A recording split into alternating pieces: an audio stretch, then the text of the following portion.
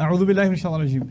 حدثنا أبي بن كعب عن النبي صلى الله عليه وسلم بعد الحمد لله والصلاة والسلام على رسول الله وعلى آله وصحبه أجمعين. Ubay ibn Ka'ab narrated to us that the Prophet ﷺ said, أن موسى قام خطيبا في بني إسرائيل, that Musa عليه السلام stood giving a sermon to the Israelites, the children of Israel.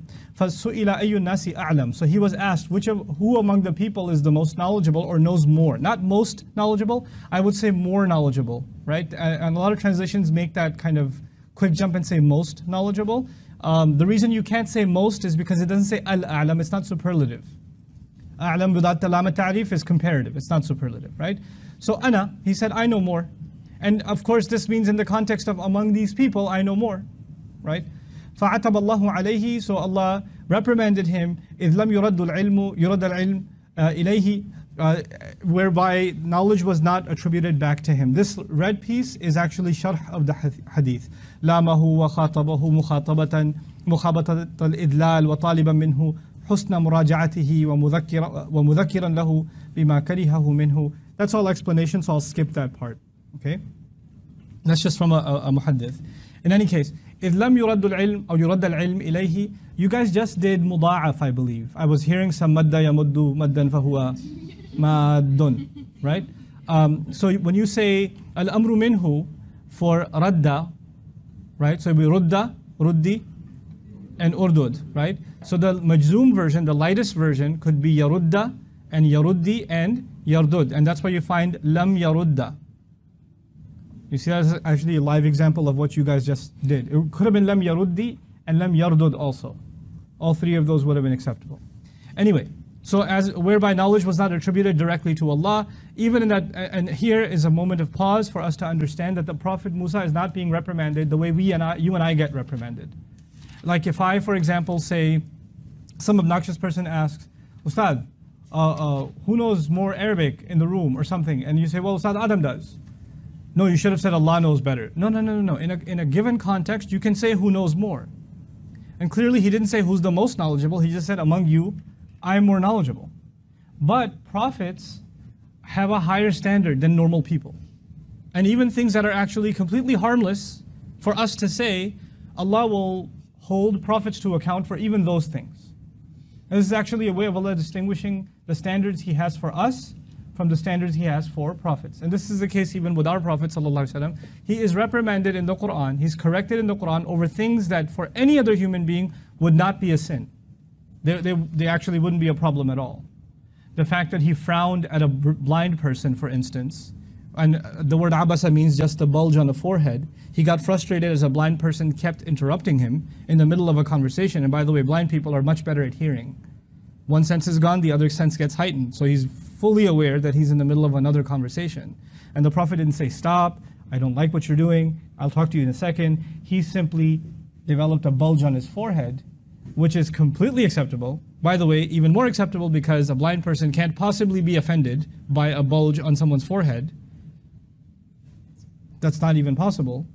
And yet the ayat came down, right? So they're held to a standard that we're not held to. And this is an example of that. And if you don't keep that in mind, then it just becomes casual. A thought creeps in the minds of a Muslim. Well, prophets made mistakes. They kind of messed up sometimes. No. Hold on a second. They are still ma'soom anil khata. And we have to hold ourselves to that belief when we read the text of the Quran too. As a matter of fact, I don't know if I talked to you about Sulaiman alayhi salam ever? Or Dawood alayhi salam? Because you know, when the case of Sulaiman and Dawood comes up in the Quran, it makes it seem like they made a mistake. Like it makes it seem like Sulaiman missed a prayer, for example, alayhi salam, because he was taking care of horses. That's the common way that part of the Quran, Surah Sad, is explained. Inni ahbabtu hubb al-khayr an dhikri rabbi, right? That I, as opposed to remembering my Rabb, I just took care of the horses. As a matter of fact, that tafsir is rejected by some classic, because I could not, there's no authentic narration that says that he missed prayer, first of all. And second of all, from the text of the Quran, it's very difficult to just accept that at face value, that he took care of horses and missed salah. And it's even more difficult to accept that because just a couple of ayat before, or the previous ayat, I can't remember, he's awwab. He constantly keeps going back to Allah, repeatedly goes back to Allah. So he's already been described as someone who, like, unusually remembers Allah a lot.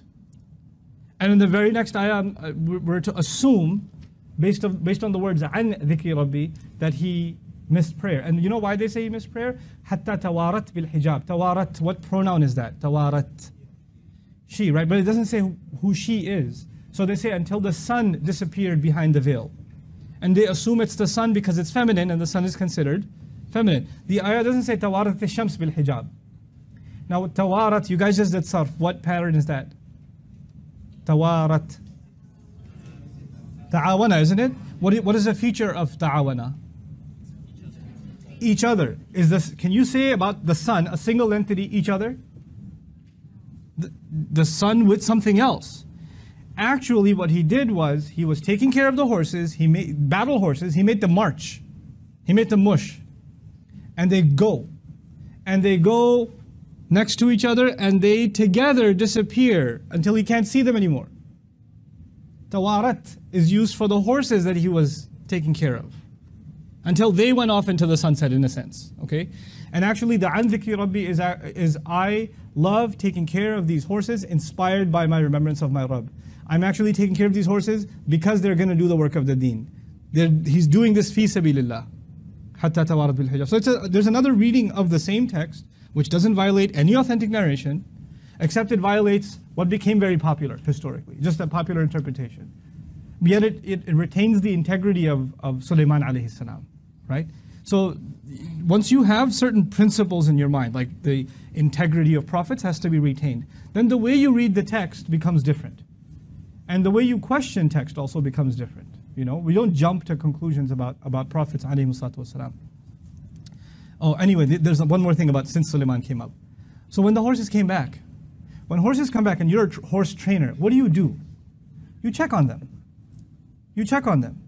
And they make it sound like he was so upset that he missed Salah, that when they came back, or when he went back to the horses, he said, bring me those horses, and he slaughtered all of them.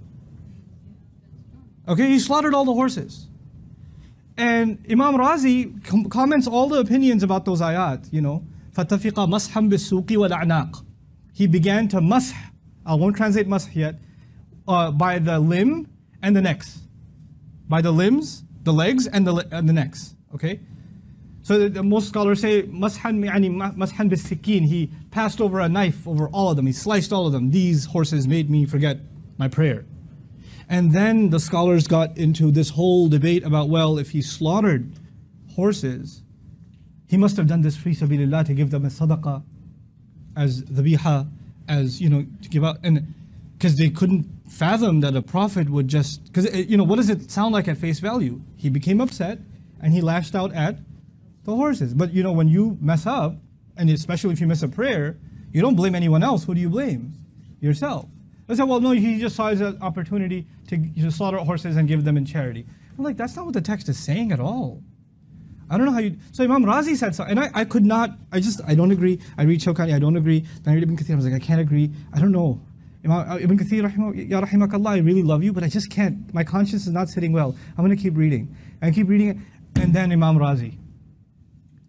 And Imam Razi says, I don't agree. I was like, oh, go on. And he says, if mash, the word mash, means to like slice, then you know, what do you do with فَامْسَحُوا بِرُؤُوسِكُمْ وَأَيْدِيكُمْ in the Quran? Do, you know, when you can't find water, do masah over your heads and your hands. If Salat time came, you didn't find water, you know. So I was like, such a gangster, Razi. That was awesome. And then he says, and also when you slaughter in Islam, originally slaughter is an act of mercy in Islam.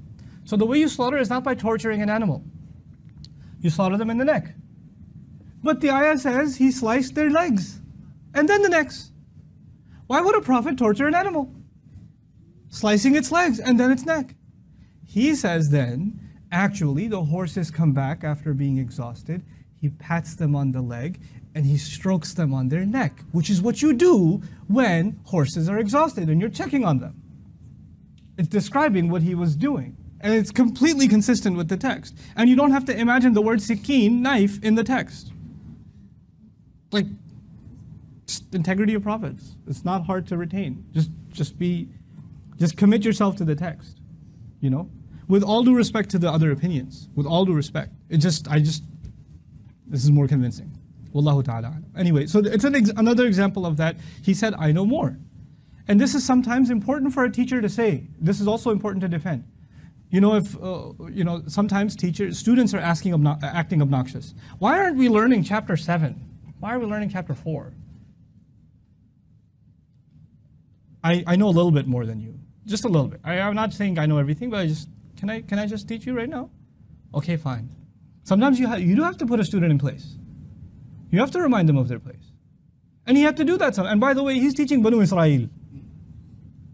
They kind of have a tendency to get out of line a little bit sometimes. So sometimes they have to be told, Ana a'lam. Just listen, will you? I know. And what kind of question is, Ayun nasi a'lam? What kind of question? You ask a prophet, who of the people is more knowledgeable? If you follow a prophet, isn't the answer to that question automatic? Isn't that a question you don't even need? And when a ridiculous question like that is asked, then you know what? It has to be spelled out. So he's not in the wrong for doing so. Anyway, Allah uses it as an opportunity to take him on a journey. And so, bala. فَقَالَ لَهُ bala. Not at all. Li abdun bi majma'il bahrain. Of course, I do have a slave right at the merger of the two seas. Huwa a'lamu minka. He knows more than you. Qala ay rabbi wa man li bihi. Yes, ay means yes, of course. And also another meaning is e. E and ay, similar words. Rabbi wa man li bihi. Wa rubbama qala Sufyan. Sufyan is the narrator. Ay rabbi wa kayfa li bihi. Who is it that I can be with him? How can I get to him? Who is it and how can I get to him? Those are the two variations of the narration. قَالَ تَأْخُذُوا حُوتًا. He said, go take a fish. فَتَجْعَلُهُ فِي مِكْتِلٍ. And put him inside a miktil. Miktil means a basket. It's my notes. وِعَاءٌ يَشْبِهُ الْقِفَةِ. حَيْثُمَا فَقَدْتَ الْحُوتِ. Wherever you lose the fish, فَهُوَ ثَمَّهِ. وَرُبَّمَا قَالَ فَهُوَ ثَمَّهِ. Then exactly that's where it's going to be. And perhaps the narrator said not thamma, but thammah, which is an appreciation of how sensitive narrators were. I can't remember if he said thamma or was there a little H at the end of when he was saying thamma, and he said thamma. So he says, since I'm not sure, I'm going to say, I think I heard Sufyan say thamma, but he may have said thamma. Now, وَأَخَذَ حُوتًا فَجَعَلَهُ فِي مِكْتَلٍ. So he took the fish and he put it inside the basket. ثُمَّ انطَلَقَ. So then he marched forward, he went ahead. وَهُوَ وَفَتَاهُ يُوشَعُ بْنُ نُونٍ. He and his young assistant, his young lad, Yusha, the son of Nun, Yusha ibn Nun, which the Bible calls Joshua. That's the biblical Joshua. حَتَّى إِذَا أَتَيَا الصَّخْرَةَ. Until they approached the boulder. So they approached this large boulder. وَصَغَارُ رُؤُوسَهُمَا.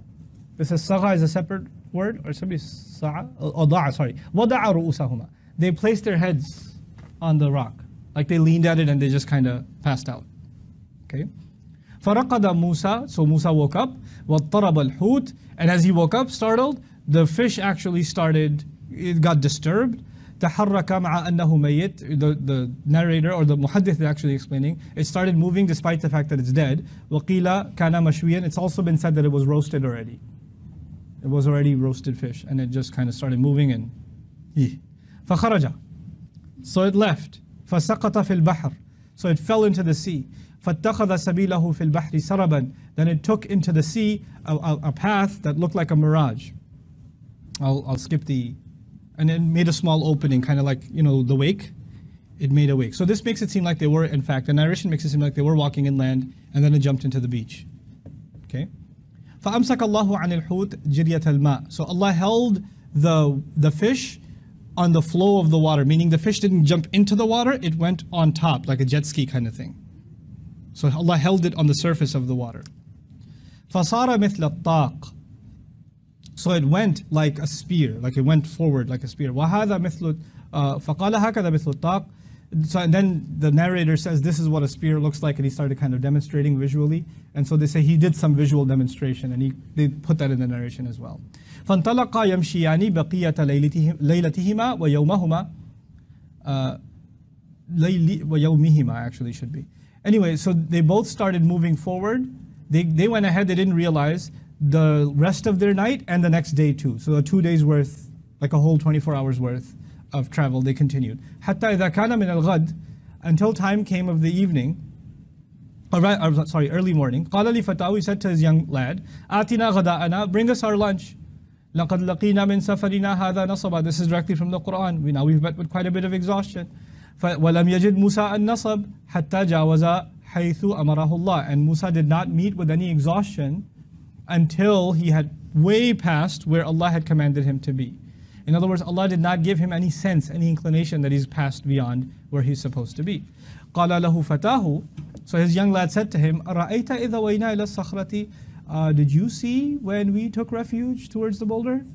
فإني نسيت الحوت, then I had forgotten the fish rather. وما أنسانيه إلا الشيطان أن أذكره, and none but shaitan made me forget to mention it at the time that the roasted fish actually woke up and took off.